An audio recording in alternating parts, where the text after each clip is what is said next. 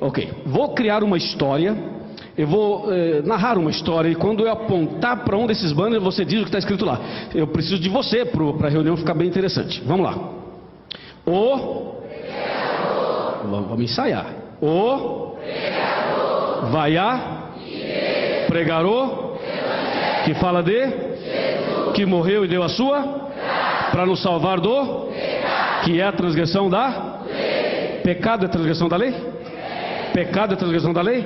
É. 1 João 3,4, que está escrito isso, Romanos 7,7, Romanos 4,15 falam que pecado é transgressão da lei. Mais uma vez, para ficar bem interessante, vai lá. O que dizem por aí? Dizem assim: pastor, nós somos salvos pela graça, mas a lei foi abolida. É o que dizem por aí. Vamos ver se o que dizem por aí faz sentido ou não. Imagine você que a lei acabou. Imagine você que na cruz Cristo aboliu a lei. Imagine você que essa ideia que se prega por aí fosse verdadeira. Imagine você que essa ideia fosse verdadeira, que a lei realmente tivesse sido abolida. Não foi. Mas vamos imaginar isso e vamos tirar a lei. Você que está com a lei, pode sair. Vamos tirar a lei. A lei foi abolida, segundo dizem por aí. Vamos tirar a lei. Veja o que acontece agora. Vamos voltar para cá. Me ajudem. Não cansem. Vai pregar que fala de que morreu e deu a sua para nos salvar do que é a transgressão da que lei? Que lei? Não tem lei, a lei foi abolida, não foi abolida? Bom, se a lei foi abolida, olha aqui meus amigos, se não tem lei, não tem o quê? Está fraco. Se não tem lei, não tem o quê? Por quê? Porque pecado é a transgressão da lei. Se a lei foi abolida, não existe mais pecado. É como um semáforo. Você está dirigindo o carro, não tem semáforo, pode passar. Ou se tem o semáforo, sinal verde, passa. Amarelo, presta atenção. Vermelho, para. Tem lei, tem que obedecer. Transgrediu, leva uma multa. Se tem lei, tem pecado. Se não tem lei, não tem pecado. Percebeu? Não há lei, não há pecado. Então você que está com pecado, não vai estar mais com pecado. Agora você vai um pouquinho mais para lá. Você percebeu? Se tirar a lei, o que acontece? Se não há lei, não há pecado. Olhe para cá. Vai pregar que fala de que morreu e deu a sua para nos salvar do. Olha o problema. Não dizem por aí que nós somos salvos pela graça? Sim ou não? Sim. Dizem, somos salvos pela graça. Ok. Mas se nós somos salvos pela graça, somos salvos do quê? Do pecado. E o que é pecado? Transgressão da lei. Mas se não tem lei, não tem? De novo, de lá para cá. Se não tem lei, não tem?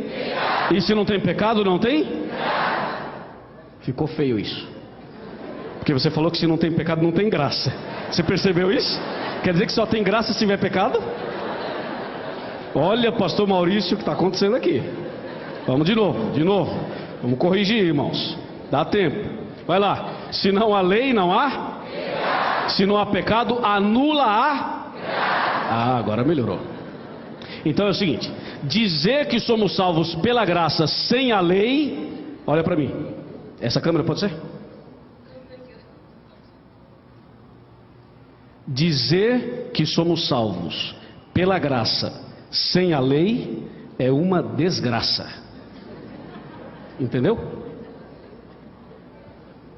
Por quê? Se você tira a lei, não tem pecado. Não tem pecado, anula a graça. Então, quem é salvo pela graça é salvo de alguma coisa. Salvo do quê? Do pecado. O que é pecado? Transgressão da lei. A lei foi abolida, não tem pecado. Não tem pecado, não tem graça. Acabou. Olha onde o Satanás quer chegar. Porque o inimigo, quando mexe na lei, ele quer mexer em outra coisa, meus amigos. Presta atenção aí. Vamos lá. Vai pregar que fala de que morreu e deu a sua. Vocês perceberam que está perdendo a graça, né? Porque olha, se não tem lei, vamos de lá para cá. Se não tem lei, não tem? Está fraco. Se não tem lei, não tem? Se não tem pecado, anula.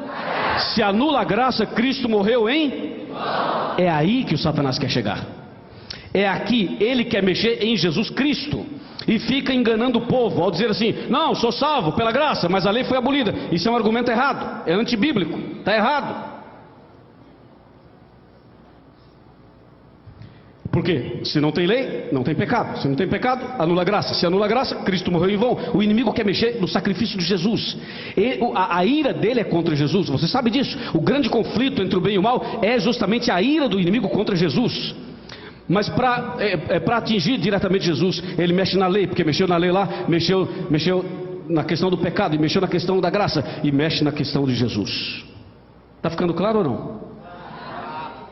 Infelizmente, o nome mais bonito, que é Jesus, vai sair para continuarmos o estudo. Vamos lá, meus irmãos. Vocês desanimaram? Vai a pregarou que fala de. Está perdendo o sentido, não está? Veja só, de novo, de lá para cá. Se não há lei, não há. Se não há pecado, anula. Se anula a graça, Cristo morreu em. Se Cristo morreu em vão, para quê?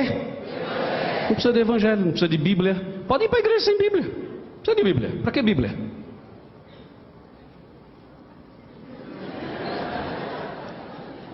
Para que evangelho? Não precisa de evangelho.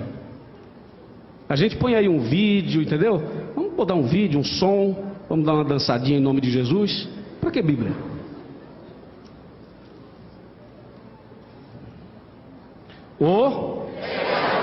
Vai a fazer o quê? Explorar a fé das pessoas? Ficar pedindo dinheiro para o povo o tempo todo? É isso?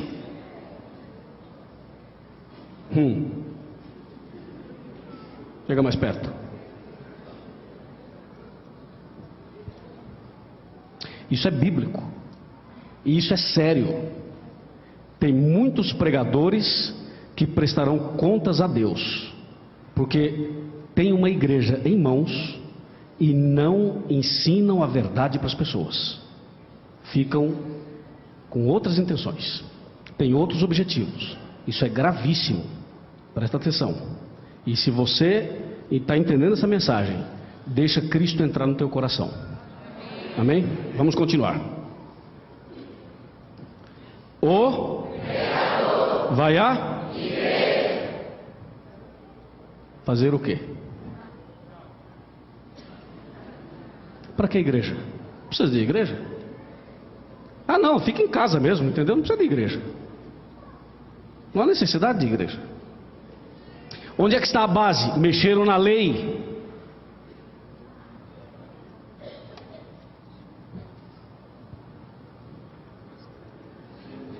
Chega mais para frente. Qual o seu nome? Dilermano. Dilermano. Tudo bem? Tudo ótimo. Tá fraco? Vai fazer o que o coitado ali? Né, Dilermano? Fazer o que? Você e eu, né? Porque você... O que o pregador vai fazer? Aí complicou tudo, entendeu? E a igreja, irmãos, está virando outra coisa menos igreja. Qualquer um. Não precisa de pregador. Acabou. Então, vamos embora? Vamos embora. Não precisa de pregador. Não vou pregar mais. Acabou.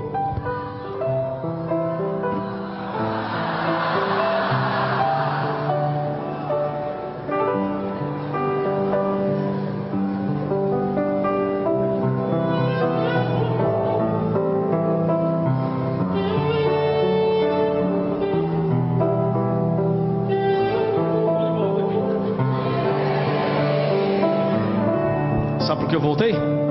Porque nesta igreja nós cremos que a salvação é pela graça, mediante a fé. E isso não vem de vós, isso é dom de Deus.